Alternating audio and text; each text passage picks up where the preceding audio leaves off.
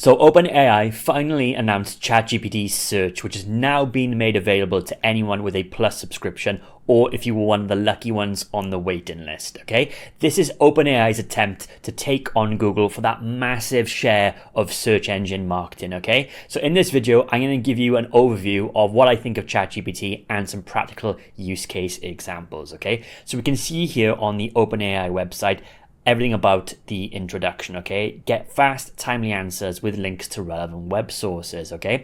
Now, one of the things it's asking you to do here is to download this Chrome plugin here, which you can do very easily. What it does simply is that it makes the default search engine move from Chrome probably, unless you're one of the people still using Bing or Ask Jeeves, and it basically turns it into ChatGPT Search, okay? So if I go ahead and I paste in this search here, what is the weather today? Instead of it going to Google like it usually does through Chrome, it's actually gone and searched the web via ChatGPT, and it's given me the answer here, okay?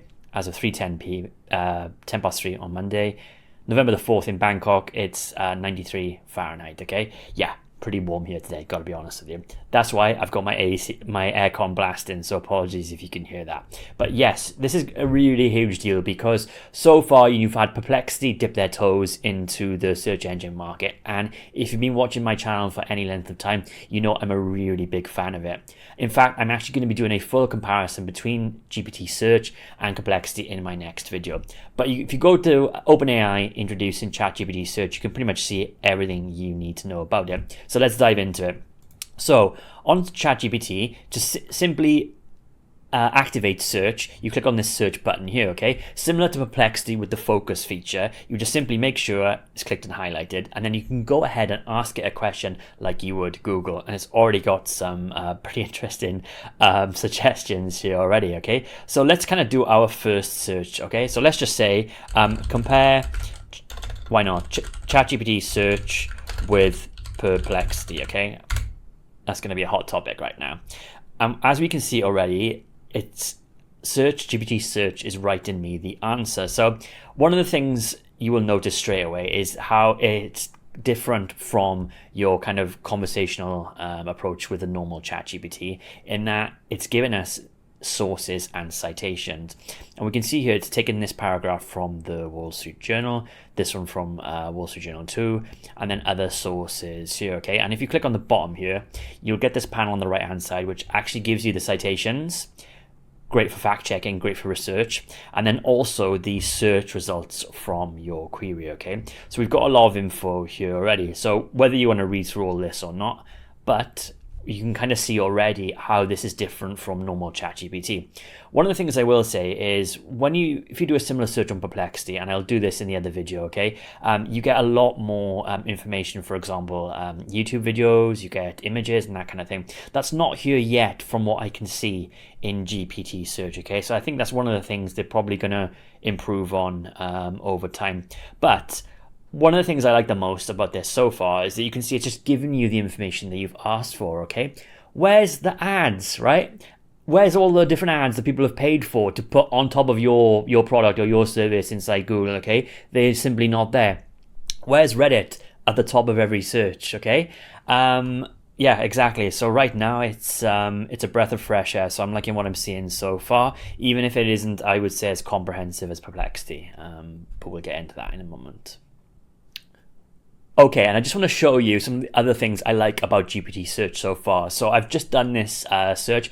Give me the best and worst pub chains for vegans in the United Kingdom. Okay, no, I'm not vegan, but I am from the UK. And it's given me this really nice list here. And, you know, we've got the Sun newspaper here, Evening Standard, etc. And, you know, it's given me some good options, and also for the worst pub chains as well. I think Nando's is more of a restaurant, but it's put it in here anyway, and of course KFC. So maybe I need to be more specific with this prompt. But we can see in the sources, and what I really like about this is the fact that it's given us, so here we've got veganfriendly.org.uk, okay, and we've gone down the search results here, and we can see we've got other vegan niche websites here as well.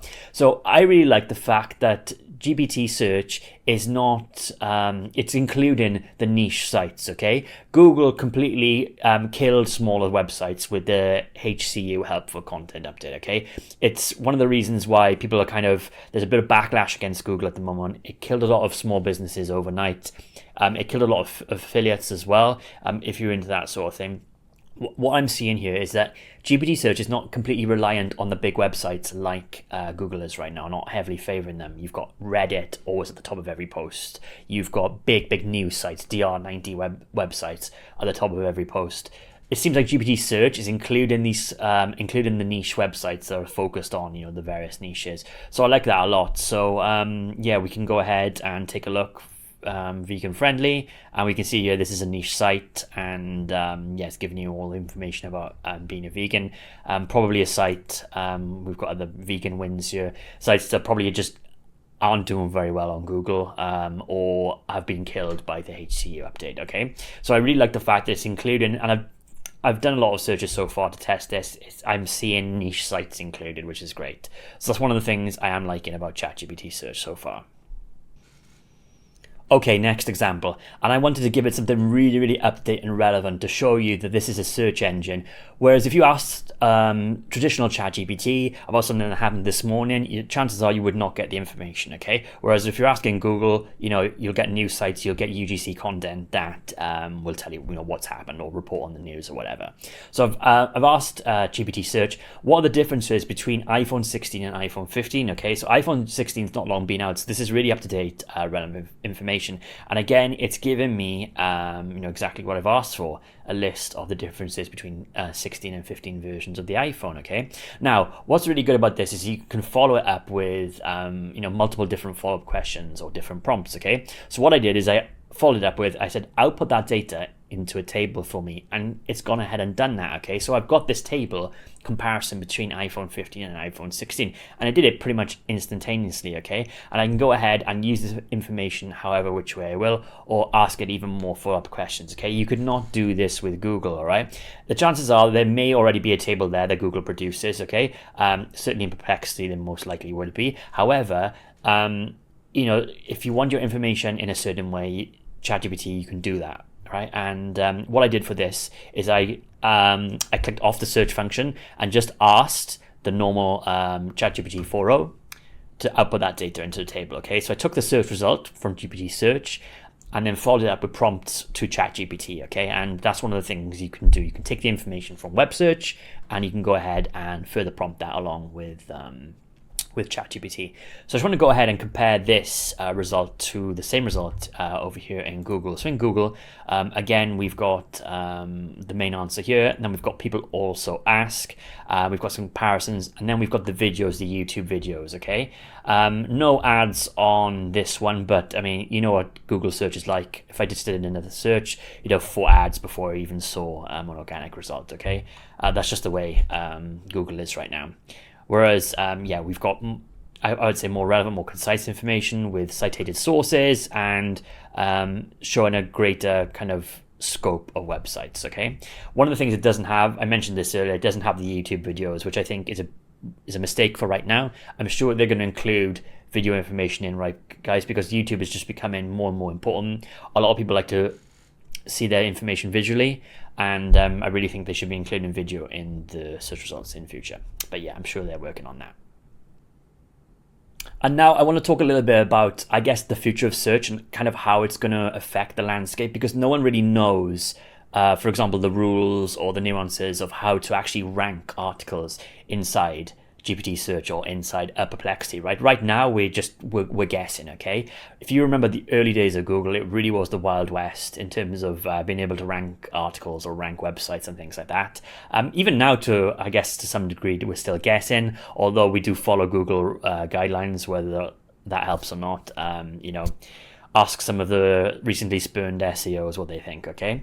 But certainly for like local SEO, so I've just done this search in ChatGPT Search, find a barber near me, okay? And it's giving me a map, and it's giving me some suggestions here in a list, okay? And it's got the sources, and it's giving me some search results here, okay? So you can kind of see how the local aspect here works. So it's going to be really interesting to see kind of if the same listings, the same businesses are at the top of Google, or if it's different from ChatGPT Search. Okay, because right now, like I say, we don't know 100% exactly how to do this. So one of the things I'm going to be working on over the next few weeks is trying to test a lot of things and just to try and find if there's any kind of keys to success right now to being able to rank in GPT Search, and also the same for Perplexity. I think it's going to take a lot of trial and error, a lot of collaboration, a lot of talking on forums, talking to other SEOs and bloggers and things like that. What the tactics are, it's unlikely to be the same tactics for Google as it is, because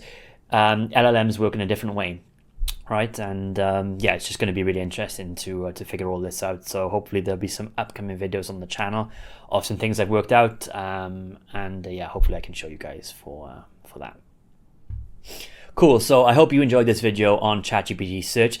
If there's anything you want to know specifically about GPT Search or Perplexity or anything regarding LLM search engines, comment down below and let me know. I'm going to be doing a ton of content moving forward on stuff exactly like this, trying to kind of demystify and explain it all for people who maybe are, not technically challenged, but just want to know in an easy to understand fashion. Okay, as always, yeah, feel free to comment below, ask me anything you want, hit the like and subscribe buttons. I am a small channel trying to grow, so your support is very much appreciated. And I do have a weekly newsletter, which I promise you I am going to start sending out emails to soon.